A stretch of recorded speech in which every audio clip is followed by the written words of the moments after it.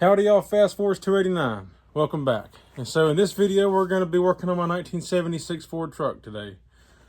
What we're going to do is change the oil in. I'm going to show you how to change the oil in one of these old trucks. I already got it jacked up. Ordinarily, I don't even jack this truck up to change the oil. It sets up high enough. But for video purposes, I jacked it up to give better, more room for a better view. So yeah, we're going to get into it. We'll talk about the oil I'm going to be using, the oil filter and stuff like that, and how to do it. So let's jump into it. All right, the oil I'm going to be using is from Napa, and the reason why I use this is because I can't find Valvoline 10W40 anymore. I don't know why. It's hard to find.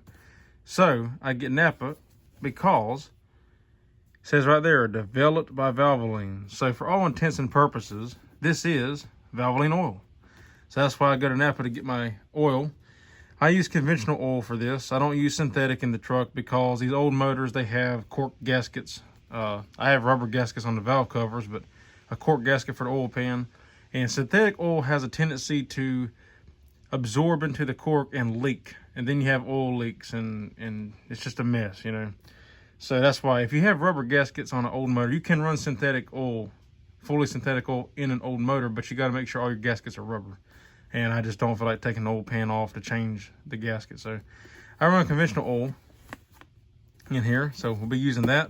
Takes 6 quarts in this truck, 302. Also with the oil, I like to run the zinc plus additive because I have a flat tappet cam. And for the flat tappet cam motors, they don't put zinc in the oil anymore. They took it out, I think, 5 years ago, give or take a couple years on that. And so with flat tappet, you have metal to metal, you know, hitting together. And so the zinc is like a cushion for it. So then it doesn't wipe a lobe on your cam or nothing like that. Really, it's primarily for break-in. You really need zinc on a flat tappet, mainly when you're breaking the cam in. But the reason why I continue to use it is just because I'm kind of superstitious that way. It seems kind of wrong to not use zinc in a motor that always had zinc in the oil before. So it's expensive, but I'd rather pay whatever this costs, $18 or whatever it was. I'd rather pay $18 for this than to pay $2,000 for another motor. So we'll be running that in there as well. And Lucas makes good stuff. It's a good brand. And for the oil filter, we're going to be using the FL1A, which is what these trucks always came with, the big filter. I always run Motorcraft in all my Fords. It's just, you know, you can use whatever oil filter you like, but I prefer Motorcraft the best. Try to keep it as original as possible. So yeah, don't really care for the sticker they went to now, but I like the old sticker better. But either way, it's still Motorcraft. Still like it. It's the best, in my opinion. So before we begin, we gotta make sure we have a drain pan to drain the oil into, a creeper or something to lay on. All right, so once you're underneath the truck, on these trucks, the oil plug is in the very back unless you have a 4-wheel drive, then the 4-wheel drives are on the side. But on a standard 2-wheel drive like this truck, they're always on the back. It don't matter, at least as far as I know, it don't matter big block, small block, whatever, it's all the same. Now the inline 6-cylinders might be different, but all the V8s are the same, unless it's 4-wheel drive. So it's a 9/16 is the factory size for this plug. Usually they end up getting screwed up to somebody. You had to put one of those oversized plugs, but this one still has the original plug in it. So we'll break that loose.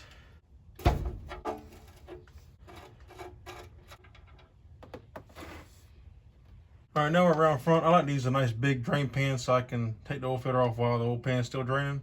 And now we can pull the oil filter off.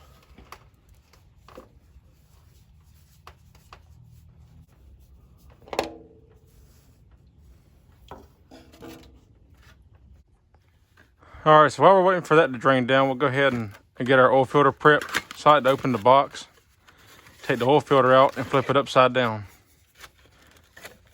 What this does, the box gives you a nice little spot to hold the oil filter for you.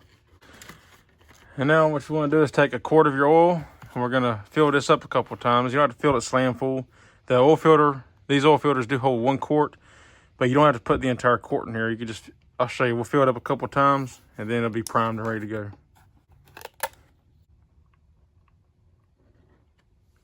Little tip, I'm doing it wrong. You want to pour the oil like this, it comes out a whole lot smoother. All right, see how it fills up. You'll see it gets sucked back down. And we'll do that 1 or 2 more times and it should be good to go. Just like that. All right, that should be good. And what we've done by doing this is we've primed the oil filter so it doesn't start up dry. And when it comes to this residual oil that you've had that got spilled up here, we just take that and you want to rub it around this gasket all the way around. Make sure you got good coverage on it. And then what that'll do is it'll allow this gasket to slip slightly on the block so it doesn't bunch up, because if you do it dry, the gasket could get pinched or bunch up, and then it'll create like a hole, and then whenever the motor's cranked up, you'll have a massive oil leak. So I'll make sure to put a good amount of oil around the seal here, and then clean up any other oil that may be left behind.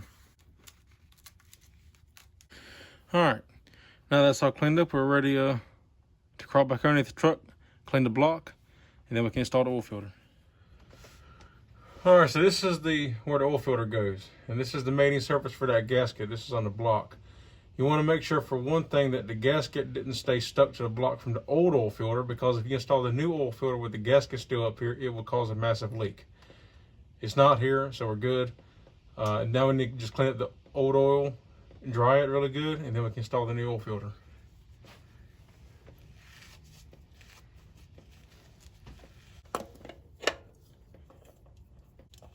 It's very important you take your time. Do not cross-thread it.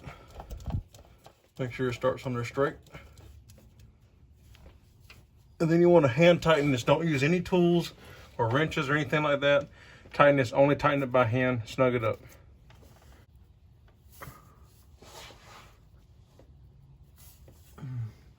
We want to take our rag. Of course, you can't have a nice new oil filter be all dirty.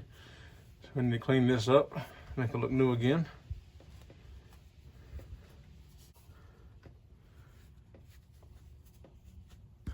Good to go. Back in here first. Even though it's still drip, I like to wipe this off real quick. And then put this back in. It's important when you go to tighten this, you don't want to over tighten it. It's just going into, it's got like a reinforced nut welded inside, but it's still going in steel, stamped steel. So it don't take a whole lot to strip these out, which is what usually happens. So don't strip it out.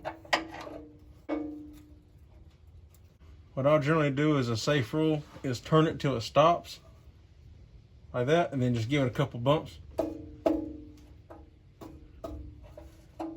And that should be tight enough right there. Take our rag and go through and clean everything up. All right, so when we get up to the top now, we're ready to pour the oil in. We got our drain plug in, we got the oil filter up, it's snug. Everything's good to go, cleaned up. So we're gonna look on the valve cover, and there should be an oil cap right here. And this is where you put the oil in at. On these old Fords, on the old ones, the original valve covers, they twist off, and just like that. If you have aftermarket valve covers, usually they just like press in and press out, or press in and pull out. So I like to start with the zinc first. I'll go ahead and pour that in first.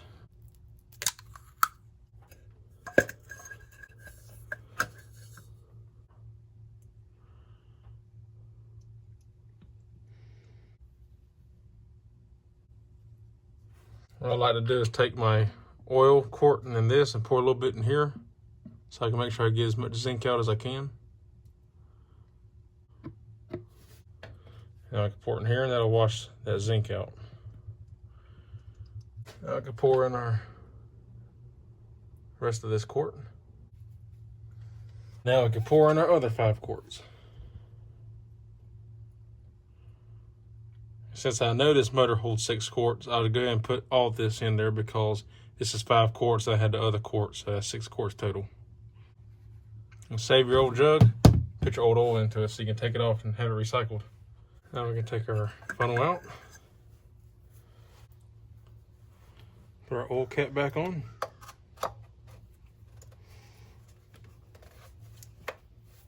And clean up any mess that we may have made. Let this, once you let it settle down a little bit, I'm going to just check the oil real quick, see where we're at. And we're good to go. We're past we're past the full mark, which is good because the truck has not been started yet. So once we start, it'll suck some oil into the oil filter the rest of the way and get it pumped through the motor, and it'll be a perfect level. So we're good to go. Alrighty guys, well, we got it all taken care of. It's all done. We got the oil changed. The only other thing you need to do is start the truck up and let it warm up some, get the oil warmed up and pumped up through the motor, and then check for leaks. Make sure your oil filter's not leaking, your oil drain plug's not leaking. Make sure everything's good to go. And that's all there is to it. It's done. I'm glad it's changed. It's been a while since I've changed oil. You can tell how dark it was. So I'm glad to have nice, fresh, clean oil in my truck now. So that's good. If y'all like the video, give it a thumbs up. I'd appreciate it. Also, consider subscribing if you're not already subscribed. Leave a comment down below if you have any questions, comments, or concerns, or just want to shoot the breeze. And as always, thank y'all for watching, and I will see y'all in the next one. Take care.